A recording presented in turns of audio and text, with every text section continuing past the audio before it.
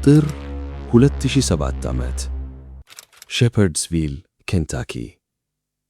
ስቴሲ የተባለች አንዲት ወጣት እናት ልጆቿን አስተኝታ ገና መጨረሷ ነበር።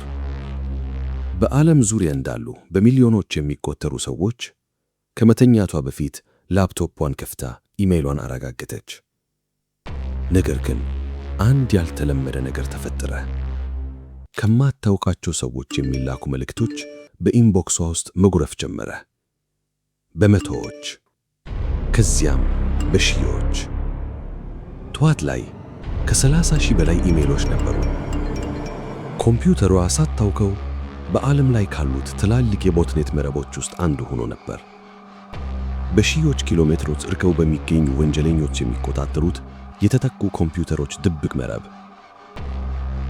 እሷ ሳታውቀው ኮምፒውተሯ በሚሊዮኖች አላስፈላጊ ኢሜይሎችን በዓለም ዙሪያ ለመላክ ይረዳ ነበር። ያ ተራ ላፕቶፕ በማይታየው የዲጂታል ዓለም ውስጥ የወንጀለኞች ተባባሪ ሆኖ ነበር።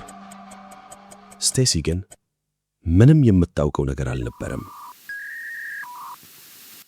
ታዲያ እናንተም ይህን ቪዲዮ የምትመለከቱት በስልክም ይሁን በኮምፒውተር አሊያም ደግሞ በቴሌቪዥን በሺዎች ኪሎ ሜትሮች ርቀው ከሚገኙ ኮምፒውተሮች ጋር እየተነጋገራችሁ ነው።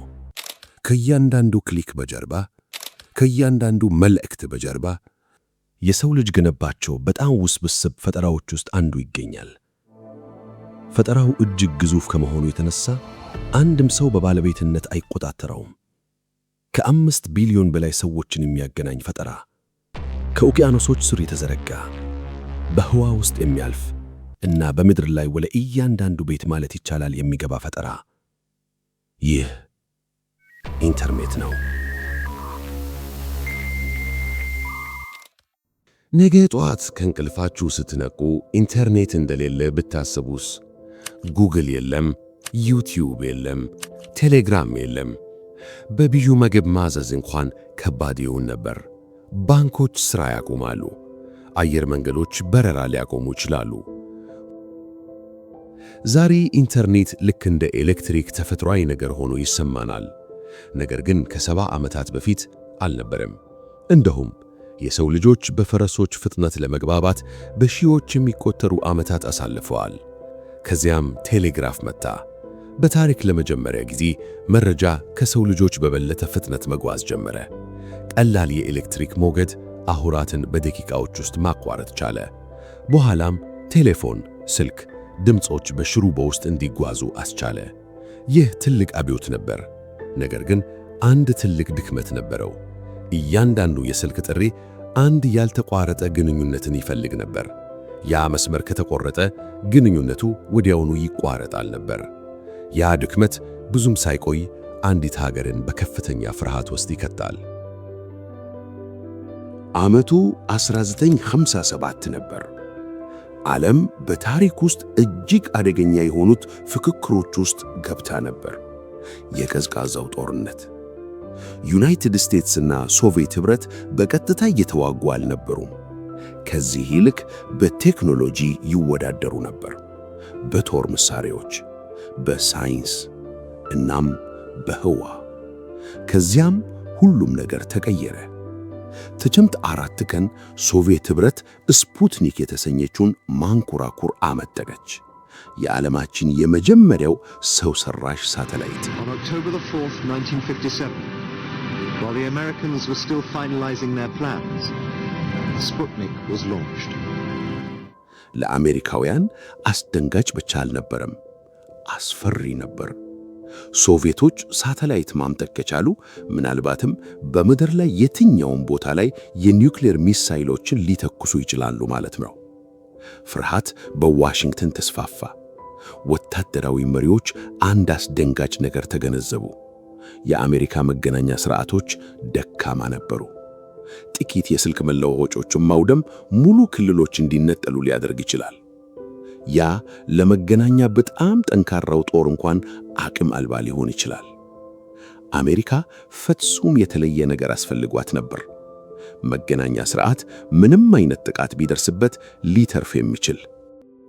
በ1960ዎቹ መጀመሪያ ላይ መሐንዲሶች ያልተለመደ ጥያቄ መጠየቅ ጀመሩ። ምናልባት እያንዳንዱ ኮምፒውተር ከሌላው ኮምፒውተር ጋር መገናኘት ቢችልስ? አንዱ መንገድ ቢበላሽ መልእክቶች በቀላሉ ሌላ መንገድ ማግኘት ቢችሉስ? መጀመሪያ ላይ ሐሳቡ የማይቻል ይመስል ነበር። ኮምፒውተሮች ግዙፍ ነበሩ። አንዳንዶቹ ሙሉ ክፍሎችን ይሞሉ ነበር። በሚሊዮን የሚቆጠር ዶላር ያወጡ ነበር። አብዛኞቹ በአቅራቢያቸው ከተቀመጠ ሌላ ኮምፒውተር ጋር እንኳን መገናኘት አይችሉም ነበር። ነገር ግን አንድ ተመራማሪ ሊሰራ እንደሚችል አመነ። ፖል ባራን ይባላል። መረጃን እንደ አንድ ቀጣይነት ያለው ፍሰት ከመላክ ይልቅ አንድ አብዮታዊ ነገር አቀረበ። እያንዳንዱ መልእክት ወደ ትናንሽ ቁራጮች መከፋፈል። እያንዳንዱ ትንሽ ቁራጭ ራሱን ችሎ መጓዝ ይችላል። አንድ ትልቅ እሽግ ከማጓዝ ይልቅ በሺዎች የሚቆጠሩ ፖስት ካርዶችን በፖስታ እንደ መላክ ማለት ነው። ምንም እንኳን አንዳንዶቹ ፖስት ካርዶች ቢጠፉም መልእክቱ አሁንም እንደገና ሊገነባ ይችላል። ይህ ሐሳብ ፓኬት ስዊቺንግ በመባል ይታወቃል። ዛሬ እያንዳንዱ ኢሜል፣ እያንዳንዱ ዩቲዩብ ቪዲዮ አሁንም የሚሰራው በዚህ መርህ ላይ ተመስርቶ ነው። በኮምፒውተር ሳይንስ ውስጥ በጣም አስፈላጊ ከሆኑ ፈጠራዎች ውስጥ አንዱ ሆኖ ቆይቷል። በ1969 የዩናይትድ ስቴትስ የመከላከያ ሚኒስቴር አንድ የሙከራ ኮምፒውተር ኔትወርክን በገንዘብ ደገፈ። ስሙም አርፓኔት ይባል ነበር። የተሳተፉት 4 ኮምፒውተሮች ብቻ ነበሩ። አንዱ በዩሲኤልኤ፣ አንዱ በስታንፎርድ፣ አንዱ በሳንታ ባርባራ፣ አንዱ በዩታህ። በዛሬው መስፈርት በጣም ትንሽ ነበር፣ ነገር ግን ታሪክ ለዘላለም ሊለወጥ ነበር። በጥቅምት 19 ቀን መሐንዲሶች የመጀመሪያውን መልእክት ለመላክ ሞከሩ። ሊልኩት የፈለጉት ቃል ሎጊን የሚል ነበር። የመጀመሪያው ፊደል ኤል ተሳካ፣ ሁለተኛው ኦ ተሳካ፣ ሦስተኛው ኮምፒውተሩ ተቋረጠ። የዓለም የመጀመሪያው የኢንተርኔት መልእክት በቀላሉ ሎ የሚል ነበር። 2 ፊደላት ብቻ። ቢሆንም እነዚያ 2 ፊደላት የዲጂታል ዘመን መጀመሩን አበሰሩ። መሐንዲሶች ችግሩን በሰዓታት ውስጥ አስተካከሉት። ብዙም ሳይቆይ ሎጊን በተሳካ ሁኔታ አውታረ መረቡን አቋረጠ። የቴሌቪዥን ካሜራዎች ይህንን ጊዜ አልቀረጹትም፣ ጋዜጦች አላካበሩትም። ሆኖም ያች ትንሽ ሙከራ ውሎ አድሮ የሰውን ልጅ ስብላትን በሙሉ ትቀርጻለች። No one had any idea how pervasive it would be. በ1980ዎቹ መገባደጃ ላይ ኢንተርኔት አስቀድሞ ነበር፣ ነገር ግን ማንም አይጠቀምበትም ነበር ማለት ይቻላል። አቅም ስለሌለው አልነበረም፣ በአስገራሚ በሆነ ሁኔታ ከባድ ስለነበር። ኢንተርኔትን መጠቀም ባለሙያዎች ብቻ የሚረዱትን የቴክኒክ ትዕዛዞች ይጠይቅ ነበር። ከዚያም ስዊዘርላንድ ውስጥ የሚሠራ አንድ ብሪታንያዊ ሳይንቲስት አንድ ሐሳብ አመጣ። ስሙ ቲም በርነርስ-ሊ ይባላል። እሱ በቀላሉ የፈለገው ሳይንቲስቶች ሰነዶችን በቀላሉ እንዲለዋወጡ ነበር። የኮምፒውተር ትዕዛዞችን በቃላቸው ከማጥናት ይልቅ ሰዎች በቀላሉ ሊንኮችን ጠቅ ማድረግ ቻሉ። አንዱ ገጽ ከሌላው ጋር መገናኘት ይችላል። እሱም ወርልድ ዋይድ ዌብ ብሎ ጠራው። ኢንተርኔት ዓለም አቀፋዊው የኮምፒውተሮች ኔትወርክ ነው።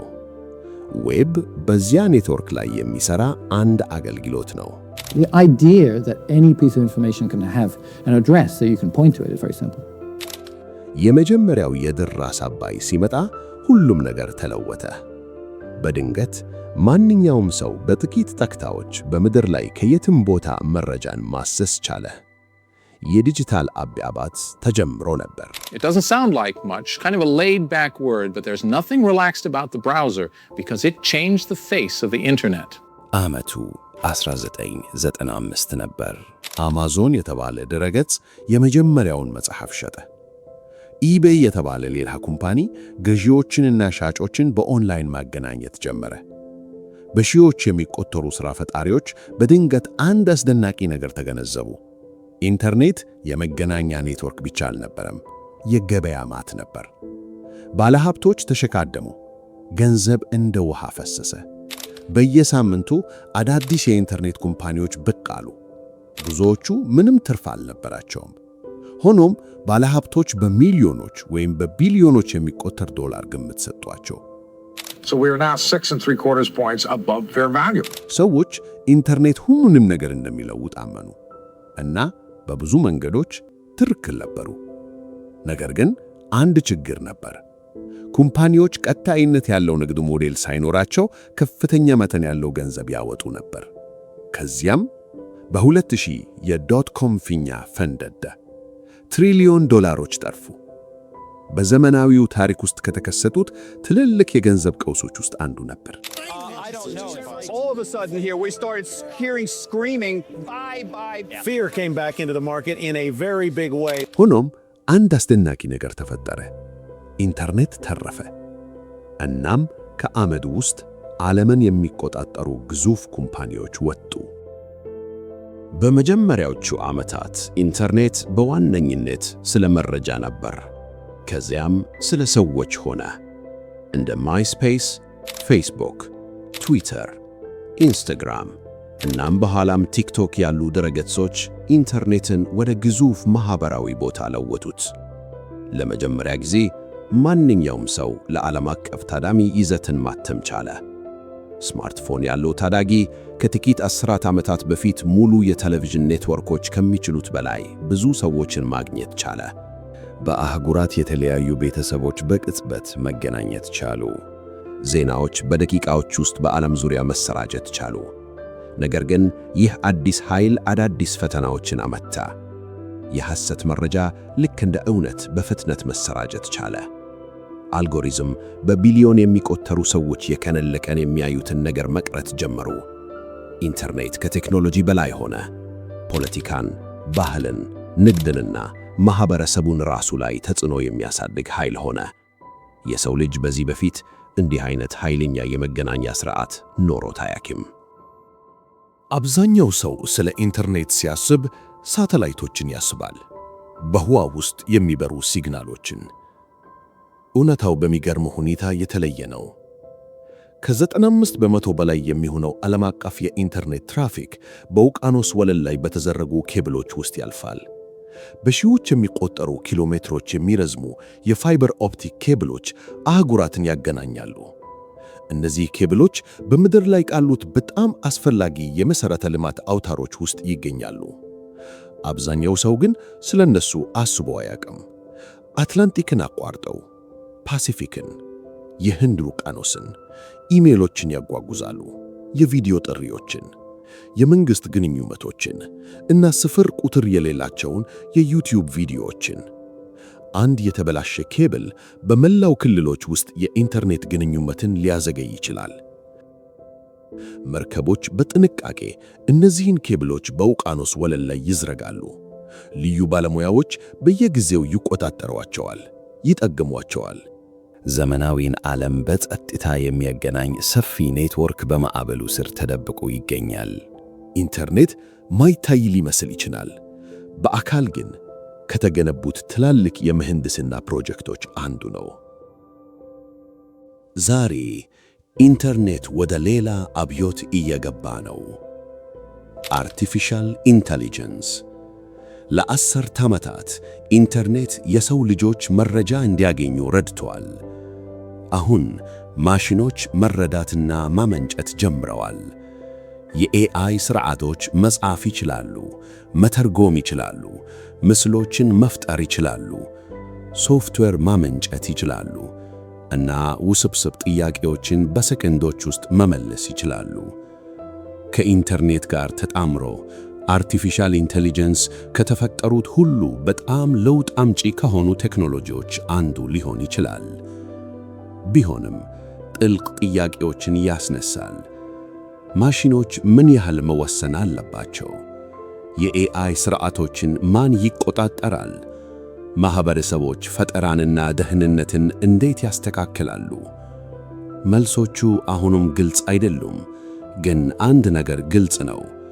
ቀጣዩ የኢንተርኔት ታሪክ ምዕራፍ አሁኑኑ እየተጻፈ ነው። ኢንተርኔት እንደ ሙከራ ነበር የተጀመረው። ልደቱን ያስተዋሉት ጥቂቶች ነበሩ። ስለ ወደፊቱ ያሰቡት ደግሞ ከዚያም ያነሱ ነበሩ። ሆኖም ግን በጥቂት አስርተ ዓመታት ውስጥ በቢሊዮኖች የሚቆጠሩ የሰው ልጆችን አገናኘ። ንግድን ለወጠ፣ ትምህርትን፣ ሳይንስን፣ ፖለቲካን፣ መዝናኛን እና የዕለት ተዕለት ሕይወትን። ሐሳቦች ከምንጊዜውም በበለጠ ፍጥነት እንዲጓዙ አስቻለ። ውቅያኖሶችን አቋርጦ የማያውቁ ሰዎችን አገናኘ እና አብዛኛውን የሰው ልጅ ዕውቀት በአንድ ጠቅታ ርቀት ላይ አስቀመጠ። በምድር ላይ ያለውን የእያንዳንዱን ሰው ማለት ይቻላል ይነካል። የተላከው እያንዳንዱ መልእክት፣ የታየው እያንዳንዱ ቪዲዮ፣ የተደረገው እያንዳንዱ ፍለጋ፣ የተፈጠረው እያንዳንዱ ግንኙነት መቼም ቢሆን በእውነት የማያንቀላፈው የሰፊው ዲጂታል ኔትወርክ አካል ይሆናሉ። ኢንተርኔት ከሽቦዎችና ከኮምፒውተሮች በላይ ነው። የሰው ልጅ ትልቁ ትብብር ነው። በትውልዶች መካከል በሚገነባ ሥርዓት ነው። እና በአርቲፊሻል ኢንተሊጀንስ ምና በዓለማት እና በገና ባልታሰቡ ቴክኖሎጂዎች ወደ ተቀረጸው የወደፊት ጊዜ ስንገባ አንድ ጥያቄ ይቀራል። የሰው ልጅ ቀጥሎ ምን ለመገንባት ይመርጣል? ምክንያቱም የኢንተርኔት ታሪክ በመጨረሻ የኛው የራሳችን ታሪክ ነው።